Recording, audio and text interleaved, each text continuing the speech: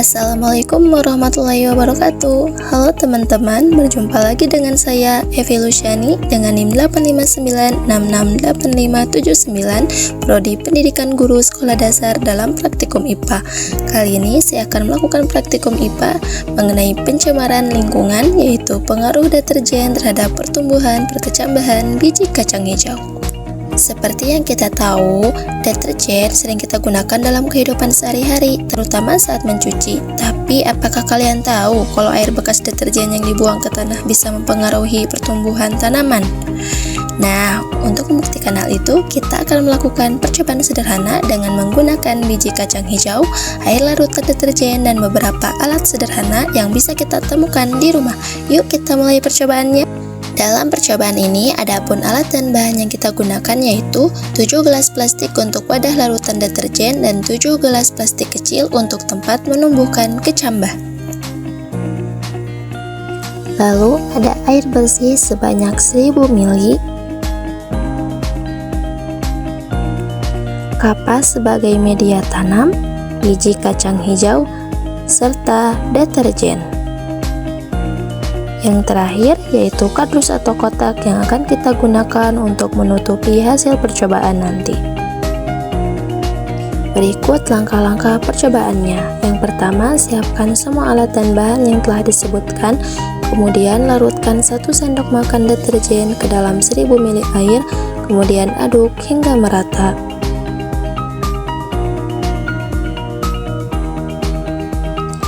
Selanjutnya, tuangkan larutan tersebut ke dalam gelas plastik pertama sebagai larutan dengan konsentrasi paling tinggi atau yang paling pekat, yaitu 100%.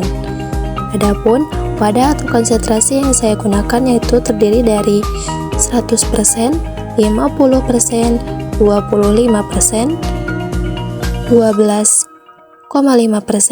6,25%, 3,1%, serta yang terakhir yaitu kontrol atau air bersih. Lakukan hal tersebut untuk membuat konsentrasi yang lebih rendah di gelas-gelas berikutnya.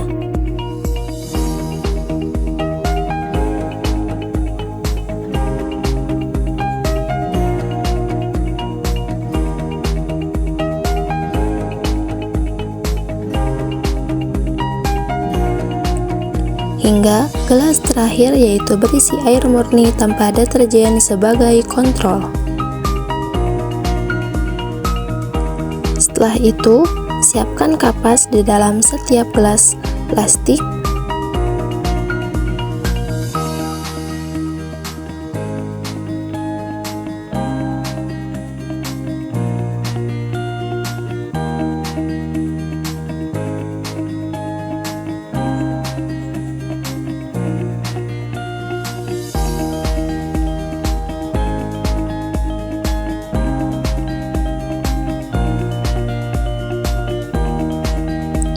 Lalu, tuangkan larutan deterjen dari masing-masing gelas plastik sesuai dengan label konsentrasinya.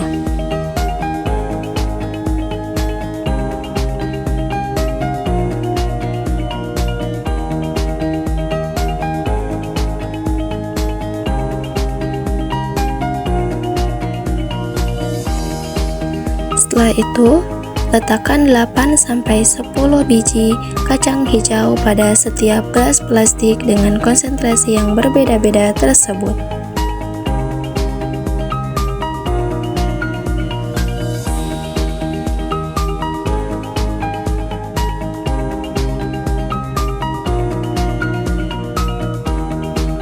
Berikut hasil percobaan yang telah kita lakukan tadi.